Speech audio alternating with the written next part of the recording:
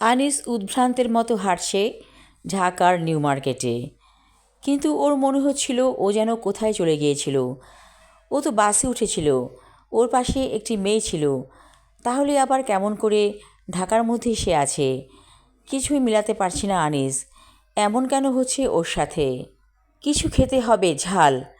আনিস একটা চটপটির দোকানে ঢুকে পড়ল, সেখানে চটপটির অর্ডার করলো এবং বলল বেশি করে চটপটিতে ঝাল দিবেন, বোম্বাই মরিচের ঝাল। বেশ খেতে মজা হয়েছে চটপটিটা। আনিস খাচ্ছে, মনে হচ্ছে এই খাবারটা ওর ভীষণ প্রয়োজন। সামান্য একটা খাবার, এর জন্য এত মরিয়া হয়ে উঠছে কেন আনিস? কিছুই বুঝতে পারছে না।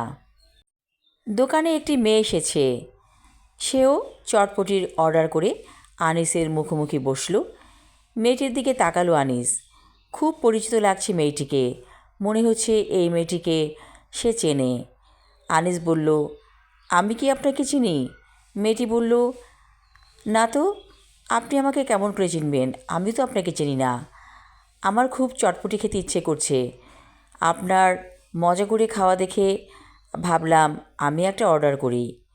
মেয়েটি খাচ্ছে, বলল, অনেক বেশি ঝাল হয়েছে, মনে হচ্ছে বোম্বাই মরিচের পরিমাণ বেশি পড়েছে। আনিস বলল, আপনি কি বোম্বাই মরিচ দিতে বলেছিলেন? মেয়েটি বলল, না তো, আমি তো এই কথা বলিনি। তখন আনিস খুব রাগ হলো। হোটেলের যেই ছেলেটি চটপটি দিয়ে গেছে তার সাথে। ছেলেটি বলল, স্যার, আমার ভুল হয়ে গেছে, আমি মনে করেছিলাম উনি আপনার সাথেই আছে, যেহেতু আপনি বোম্বাই মরিচ বেশি করে দিতে বলেছিলেন তাই আমিও দিয়েছি।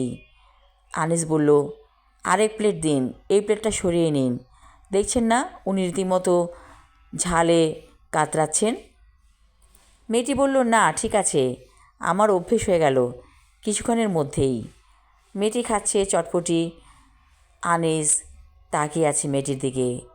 কোনো একটা রহস্য তো আছেই। এই মেয়েটা কি ওর সাথে বাসে ছিল না? আনিস বলেই ফেলল, আপনি তো আমার সাথে বাসে ছিলেন, তাহলে এখানে কেমন করে এলেন? মেয়েটি বলল, আমি আপনার সাথে কখনোই বাসে ছিলাম না, আপনি কি আবোল তাবোল বকছেন? আপনার ডাক্তার দেখানো উচিত, সম্ভবত ব্রেনে কোনো সমস্যা হয়েছে, চলুন আমার সাথে, আমি আপনাকে হেল্প করছি। আনিস বলল, আপনি নিয়ে যাবেন আমাকে ডাক্তারের কাছে, কিন্তু পকেটে তো আমার তেমন টাকা নেই। মেয়েটি বলল, আমি দিব, সমস্যা নেই। আনিস বসে আছে ডাক্তারের সামনে। ডাক্তার বলল, কিছু টেস্ট করতে হবে, মনে হচ্ছে আপনার ব্রেন টিউমার হয়েছে। আনিস বলল, কি বলেন এসব আবোল তাবোল, ব্রেন টিউমার হবে কেন? ডাক্তার বলল, এই যে আপনি বললেন কিছুক্ষণ আগে আপনার সাথে একজন পরী থাকে, এগুলো আবোল তাবোল কথাবার্তা, মনে হচ্ছে টিউমারের কারণেই আপনার এই ধরনের মনে হয়।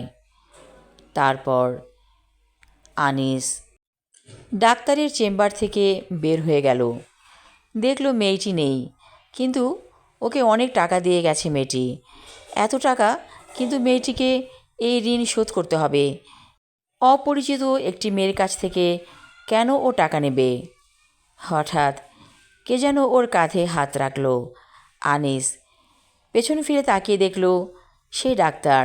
ডাক্তার হাসছে, বলল, আপনার ব্রেন টিউমার হয়নি, এমনি আপনার সাথে ফান করছিলাম। রাবেয়া আমার চাচাতো বোন, সে আপনাকে আমার কাছে এনেছে, এইটুকু দুষ্টুমি করার জন্য আমি দুঃখিত। আনিস বলল, তাহলে আপনি কি জিন ডাক্তার? ডাক্তার হাসছে মিটিমিটি, বলল, হ্যাঁ। একদিন রাবেয়ার সাথে আনিসের বিয়ে হয়ে গেল। ভালোই আছে ওরা, পরিবার মানুষের একসাথে জীবন হয়তো একটু অন্যরকম, তারপরেও এর মধ্যে অন্যরকম ভালো লাগা আছে। আমি আমার লেখা ছোট গল্প গোল্ড ফিশ পর্ব 3 এবং শেষ পর্ব পড়লাম। ধন্যবাদ।